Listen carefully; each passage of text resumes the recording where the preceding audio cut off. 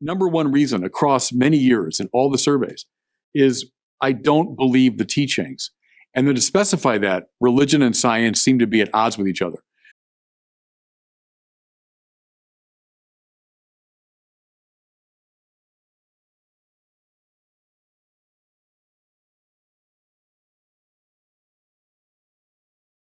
I come across information in the biological sciences particularly that speak deeply of an intrinsic morality.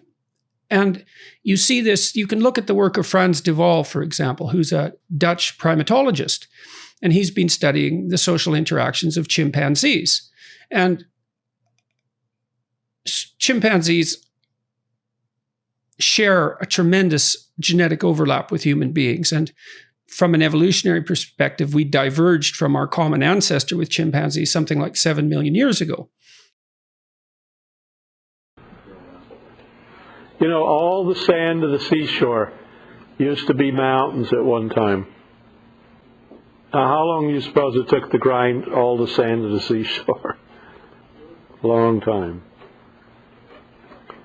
This earth is very old. Boy, it's just hard to understand, though, that even from an evolutionary point of view, modern man has only been here 50,000 years or 100,000 years. Now, it's a little longer than theologians would say Genesis was. They would put it back maybe 6,000, or some would say like 8 to 10. All right, 10 times that, 100,000 is nothing. What is 100,000 years in 4.5 billion? 100,000. It's like, wow, it's nothing. You know, if it's the hours on a clock, you know, it's like 1 second before midnight.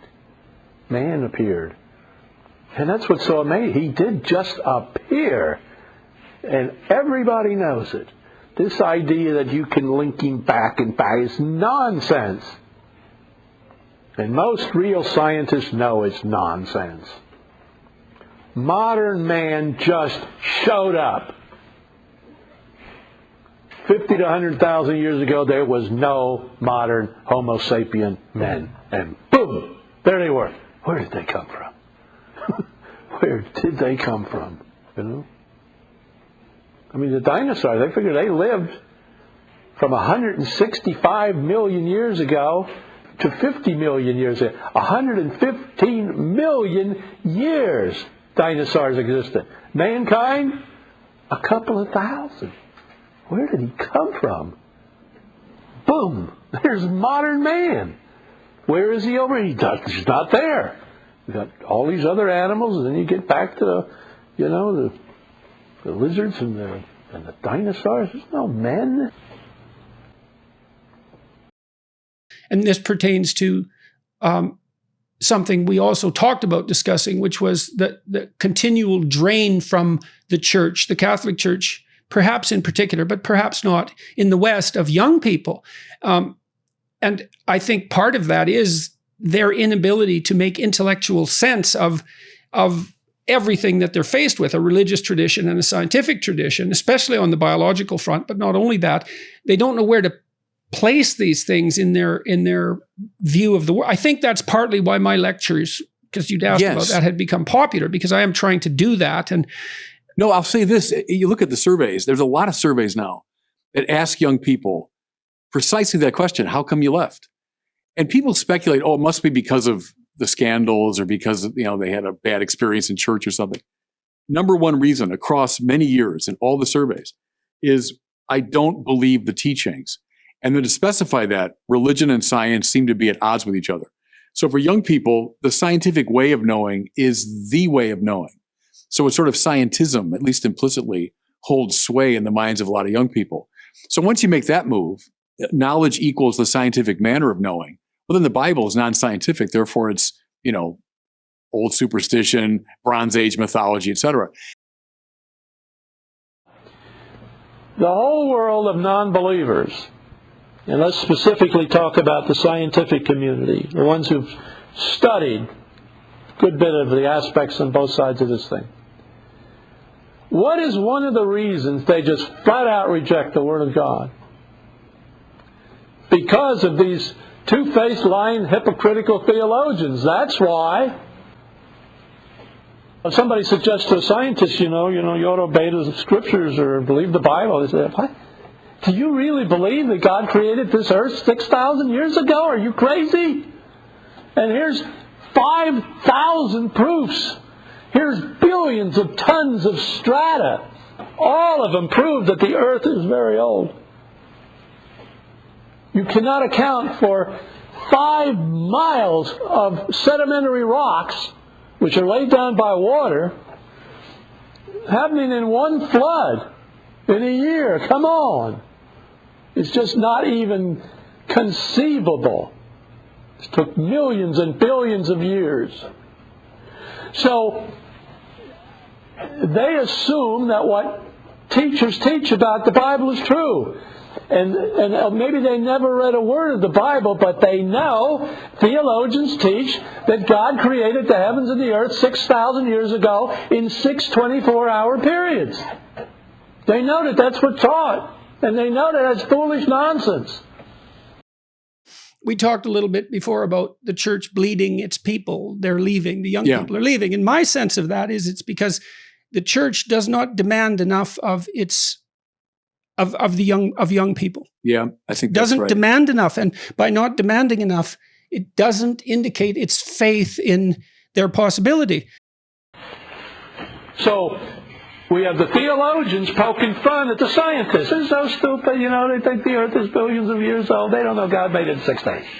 And all these theologians, they look at all this stratification of the earth, and they look at all that. They say it's millions and billions of years. Noah's flood. Gosh, if they just opened the Bible, there, Noah's flood. They laid down all the stratas, It's so simple. No, it's not that simple. And the theologians with their simple little fairy tale genie in a bottle theory is not true. And the scientists thinking that all this came about without some superior, intelligent, powerful, almighty, wise source is also not true. But there is an element of truth in both. Theologians accept that there is a God that did create the heavens and the earth. And evolutionists will try to, evolutionists and or most scientists will try to tell you how it came about without intelligence. But the research, much of it is true. When they go out and they say they found this at this layer of strata, and based on different isotope measurements of different elements that have radiation, and this strata here is 800 million years old. 800 million? It can't even be 8,000, according to theologians, you see. Well, is all that scientific jargon gobbledygook? Or do they know a little bit what they're talking about? It is the scientists, who invent computers and automobiles and rocket ships and pacemakers. These are scientists who do this, not theologians. Many scientists they're just geniuses.